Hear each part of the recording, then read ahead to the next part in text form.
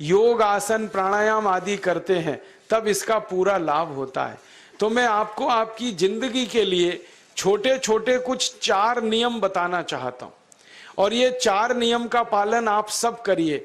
मैं आपको विनम्रता पूर्वक लेकिन विश्वास से कहता हूं कि ये 4 नियम का जो भी पालन करेगा, जिंदगी में बीमारी और रोग उसको कभी आएंगे नहीं।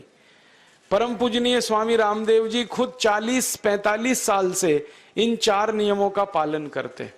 आप भी अगर ये पालन करेंगे तो बहुत अच्छा होगा। मैं भी करता हूं मेरे जीवन। मैं पिछले 15 वर्षों से योग प्राणायाम करता हूं, उसके साथ कुछ नियम मैंने बनाए हैं, वो नियम का पालन करता हूं, और वही नियम आपको बताना चाहता हूं। स्वामी जी पालन करते हैं, मैं करता हूं, हमारे लाखों योग शिक्षक करते हैं, और इन नियमों का पालन करने से हमको इतना लाभ हुआ है कि कभी बीमारी आती नहीं। 15 साल से मैंने हर बार मेरा बीपी चेक किया, नॉर्मल है, शुगर नॉर्मल है, ट्राइग्लिसराइड्स नॉर्मल है, कोलेस्ट्रॉल नॉर्मल है। पिछले 15 साल में कभी सर्दी जुकाम भी नहीं हुआ, गला भी नहीं बैठा, कभी हॉस्पिटल नहीं देखा, कभी डॉक्टर के पास नहीं गए, क्योंकि जरूरत नहीं पड़ी। और वो जरूरत नहीं पड़ी क्योंकि हम निरोगी हैं, स्वस्थ हैं। ये निरोगी और स्वस्थ होने के लिए आयुर्वेद की एक छोटी सी जानकारी आपसे मैं शेयर करना चाहता हूं। आयुर्वेद में ये कहा गया है कि किसी भी व्यक्ति को निरोगी होना है, रोग मुक्त होना है, तो अपने जीवन में 3 बातों का ध्यान रखे। अपना वात, पित्त और कफ, तीनों का संतुलन रखे। वो 3 तरह के दोष हैं हमारे शरीर में, वात, पित्त, कफ। आपने सुना होगा, ये त्रिदोष आधारित शरीर है। जब वात बहुत बिगड़ जाता है तो 80 से ज्यादा रोग आते हैं। जब पित्त बहुत बिगड़ जाता है तो लगभग 46 से 50 रोग आते हैं, और जब कफ बिगड़ जाता है तो 28 रोग आते हैं, और वात, पित्त, कफ तीनों बिगड़ जाएं तो 148 रोग आते हैं। सर्दी, खांसी, जुकाम से लेकर और कैंसर तक जो आखिरी रोग माना जाता है, ये सब वात, पित्त, कफ के बिगड़ने का खेल है। तो इस देश के आयुर्वेद चिकित्सा के सबसे महान लोगों में से कुछ नाम आप जानते हैं, जैसे चरक ऋषि, जैसे सुश्रुत ऋषि। ऐसे एक ऋषि हुए बाघभट्ट। बाघभट्ट ऋषि ने एक पुस्तक लिखी है, उसका नाम है अष्टांग हृदयम, और एक पुस्तक लिखी है, उसका नाम है अष्टांग संग्रहम। इन दोनों पुस्तकों में उन्होंने 7000 नियम बताए हैं। उनमें से 4 बताता हूं, अच्छे लगे तो आज से ही पालन करो, और दूसरों को भी बताओ, ताकि कोई भी इन नियमों का पालन करे तो बीमार ही ना पड़े। ये चारों नियम हैं वात, पित्त और कफ को संतुलित रखने के लिए। अब वात, पित्त, कफ तीनों एक साथ आपके संतुलित रहें, तो उसके लिए पहला नियम है खाना खाने के तुरंत बाद पानी नहीं पीना। ये पहला नियम है। आप बोलेंगे ये तो बड़ी मुश्किल बात है, खाना खाते ही पानी पीते हैं हम तो सबके सब, और बिना पानी पिए खाना ही नहीं खाते।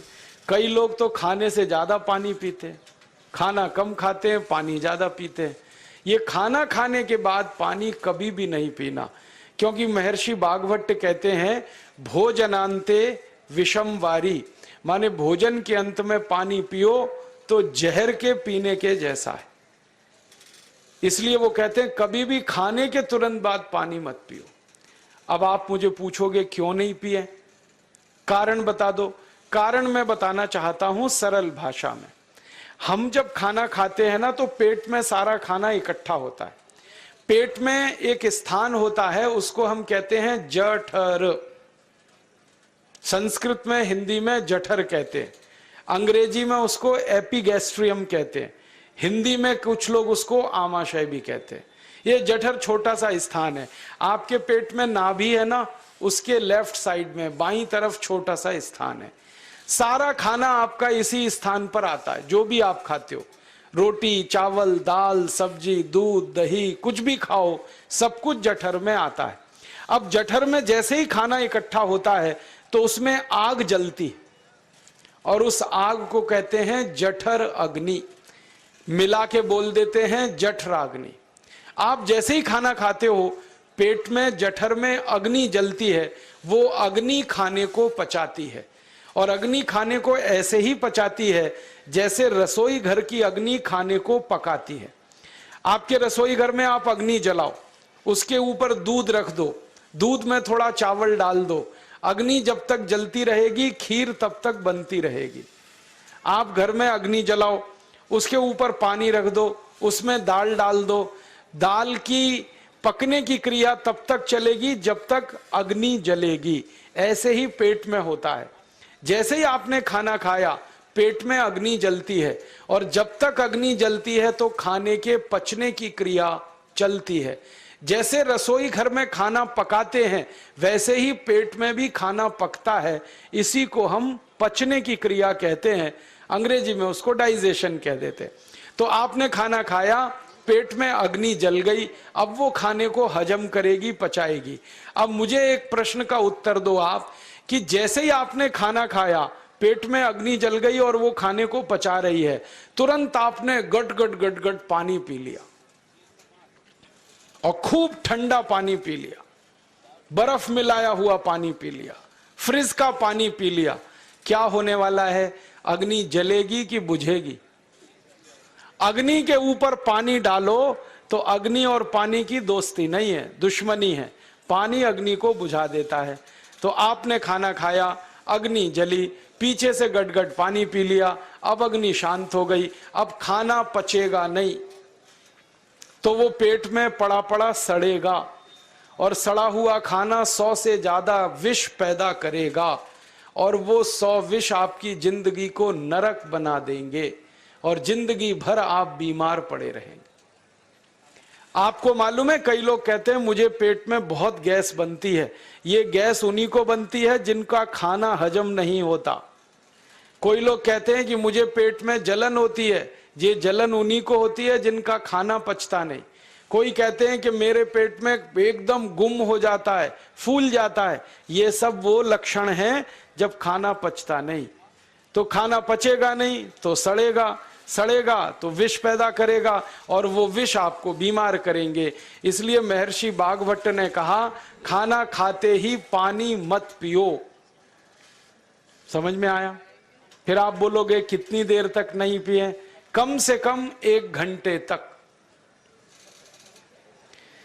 1 घंटे बाद पानी पियो। आप बोलोगे जी 1 घंटा क्यों? ये जो अग्नि जलने की क्रिया है ये लगभग 1 घंटे तक ही चलती है पेट में, उसके बाद अग्नि अपने आप शांत हो जाती है, उसके बाद पानी पी लो।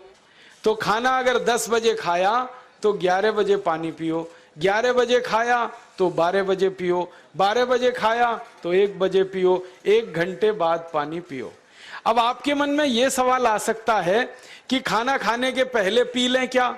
हाँ पी लो, 40 मिनट पहले पेट भर के पानी पी लो। 10 बजे खाना खाना है, 9:20 पे खूब पानी पी लो, जितना पी सकते हो। 11 बजे खाना खाना है, 10:20 पे पी लो, खूब पानी पी लो, 40 मिनट पहले। आप और एक सवाल पूछ सकते हो कि अच्छा ठीक है, खाने के बाद पानी तो नहीं पिएंगे, कुछ और पी सकते हैं क्या पानी को छोड़कर? तो उसके लिए भागवत जी कहते हैं कि खाने के तुरंत बाद अगर पीना है तो दही की लस्सी पियो, मट्ठा। खाने के बाद अगर तुरंत पीना है तो फलों का रस पियो, गन्ने का रस पी लो, संतरे का रस पी लो, मौसमी का रस पी लो, अनार का रस पी लो। अब आप कहोगे ये सब महंगी महंगी चीजें बता रहे हैं, गन्ने का रस, संतरे का रस, अनार का रस, पैसे तो है नहीं। तो सबसे सस्ता रस है नींबू का ही रस पी लो, शिकंजी बना के पी लो, वो तो सबसे सस्ता है। तो खाना खाने के बाद या तो दही की लस्सी पियो या रस पियो। और एक तीसरी चीज है, दूध पी सकते। तो खाने के तुरंत बाद पीना है तो दही की लस्सी या मट्ठा, खाने के तुरंत बाद पीना है तो कोई फल का रस, खाने के तुरंत बाद पीना है तो दूध। पानी 1 घंटे बाद पियो। और अगर एक बात ध्यान रखो तो अच्छा है कि सवेरे खाना खाते हैं जिसको हम ब्रेकफास्ट कहते हैं, नाश्ता, तो फलों का रस पीना अच्छा, दोपहर को खाना खाएं तो लस्सी और मट्ठा पीना अच्छा, और रात का खाना खाएं तो दूध पीना अच्छा। जो लोग इस नियम का पालन कर सकते हैं जिंदगी में कभी भी 80 रोग उनको नहीं हो सकते। वात पित्त कफ तीनों ही इस एक छोटे से नियम से संतुलित रहते हैं। तो ये पहला नियम मैंने आपसे कहा। दूसरा नियम एक और है, और वो नियम ये है कि पानी कभी भी पियो, घूट घूट भर के पियो। जैसे गरम चाय पीते हैं, गरम कॉफी पीते हैं, गरम दूध पीते हैं, एक एक घूट भर के, एक एक सिप करके, ऐसे ही पानी पीने की आदत डालो। ये मुंह में एक बार गिलास लगा लिया, गटागट उसको खाली कर दिया, ये तरीका गड़बड़ है। एक घूट पानी, दो घूट पानी एक बार में उतना ही पियो। आप बोलोगे ये क्या चक्कर है? बात ऐसी है कि एक एक घूट पानी जब हम पीते हैं तो मुंह की लार पानी के साथ मिलकर पेट में अंदर जाती है, और ये जो मुंह की लार होती है ये क्षारीय होती है, और पेट में हमेशा अम्ल बनता रहता है। तो एक घूट पानी पिया, मुंह की लार इसके साथ अंदर गई, दो घूट पिया और ज्यादा गई, बार बार लार अंदर जाएगी तो क्षार पदार्थ पेट के अम्ल के साथ मिलेगा। पेट में अम्ल बनता है, मुंह में लार क्षारीय होती है। तो ये क्षार को अम्ल में मिला दिया जाए और ये अच्छे तरीके से मिलकर पेट में जाए तो कभी भी कोई व्यक्ति के पेट को अम्लता नहीं होती, एसिडिटी नहीं होती। और पेट में अम्लता नहीं होती तो रक्त में अम्लता नहीं होती, और जिनके रक्त में अम्लता नहीं होती उनकी जिंदगी में कभी भी वात पित्त कफ के असंतुलन की स्थिति पैदा नहीं होती। इसलिए पानी घूट घूट करके पीना। मैं आपको एक छोटा सा मेरा ऑब्जर्वेशन बताता हूं, परीक्षण। आप भारत देश में या दुनिया में कहीं भी जाओ, मनुष्य को छोड़कर पशु पक्षियों को देखना शुरू करो, वो पानी कैसे पीते। किसी चिड़िया को पानी पीते हुए देखो, किसी पक्षी को पानी पीते हुए देखो, वो चोंच के एक बूंद ही के बराबर ही पानी उठाता है। एक बार में एक बूंद पानी लेगा, फिर थोड़ी देर चोंच चलाएगा, फिर पिएगा, फिर दूसरी बूंद लेगा, फिर चोंच चलाएगा, फिर पिएगा, फिर तीसरी बूंद। एक एक बूंद पक्षी पानी पीता है। कुत्ते को पानी पीते हुए देखो, चाट चाट के पानी पीता है। शेर को पानी पीते हुए देखो, चाट चाट के पानी पीता है। जितने जानवर चाट कर पानी पीते हैं, जितने पक्षी एक एक घूंट पानी पीते हैं, किसी भी पक्षी और किसी भी जानवर को डायबिटीज नहीं है, किसी को अर्थराइटिस नहीं है, कोई पक्षी ओवरवेट नहीं है, कोई पशु ओवरवेट नहीं है। वो सब स्लिम और ट्रिम है, क्योंकि वो इतने होशियार हैं कि पानी चाट के पीते हैं या घूट घूट करके पीते। अब मुझे ये हैरानी होती है कि ये पशु पक्षियों को कौन सिखाता है? वो अपने जन्म से ये ज्ञान सीख के आते। उनका कोई गुरु नहीं है, उनका कोई विद्यालय नहीं है, उनके कोई प्रशिक्षण शिविर नहीं लगते, फिर भी उनको इतनी अकल है कि पानी घूट घूट पीना। और हम ये मनुष्य जिनके इतने गुरु, इतने विद्यालय, इतने कॉलेज, सीखने वाले, सिखाने वाले, और हम मूर्खों के मूर्ख गटागट गटागट पानी पीते रहते। तो पानी पीने का तरीका बदल दो, घूट घूट भर के पानी पियो। ये दूसरा नियम है। तीसरा नियम है कि जिंदगी में कितनी भी प्यास लगे, ठंडा पानी कभी मत पियो। बर्फ डाला हुआ पानी, फ्रिज में रखा हुआ पानी, वाटर कूलर का पानी जिसका तापमान बहुत कम है, ये कभी मत पीना। क्यों? क्योंकि शरीर आपका गर्म है और पानी ठंडा है। अब होता क्या है वो मैं समझाता हूं सरल भाषा में। पेट तो गर्म है, अब इसमें ठंडा पानी डाल दिया आपने, तो अंदर झगड़ा होता है। और झगड़ा क्या होता है? या तो पानी पेट को ठंडा करेगा या पेट पानी को गर्म करेगा। अगर पानी ने पेट को ठंडा कर दिया तो पेट के ठंडा होते ही हृदय ठंडा होता है, हृदय के ठंडा होते ही मस्तिष्क ठंडा होता है, मस्तिष्क के ठंडा होते ही आदमी ठंडा होता है, और आदमी ठंडा होते ही राम नाम सत्य होती है। आपको मालूम है, जब शरीर ठंडा पड़ जाता है तो घर में भी नहीं रखते, निकाल के बाहर सड़क पे रख देते। जो घर आपने बनाया अपनी मेहनत से, शरीर के ठंडा पड़ते ही निकाल बाहर करते हैं उस घर में से, और फिर चिल्लाने लगते हैं, लेके जाओ, जल्दी लेके जाओ, इसको जला के आओ। माने ठंडे शरीर की इज्जत नहीं है। तो ठंडा पानी क्यों पी रहे हो भाई? बंद कर दो। कोई जानवर ठंडा पानी नहीं पीता, कोई पक्षी नहीं पीता। तो आप ये ठंडा पानी पीना बंद करो, सादा पानी पीना शुरू करो। और गर्मी के दिनों में बहुत अगर आपको तकलीफ है तो मिट्टी के घड़े का पानी पी लेना, फ्रिज का और बर्फ का नहीं पीना। ये तीसरा नियम है। और चौथा और आखिरी नियम है कि आप सवेरे ही सवेरे जब सोकर उठते हो तो सबसे पहले पानी पियो। जैसे ही आपकी आंख खुल गई तो पहले 2-3 गिलास पानी पी लो, उसके बाद आप टॉयलेट में जाओ। उठते ही पानी पियोगे तो 2 फायदे हैं।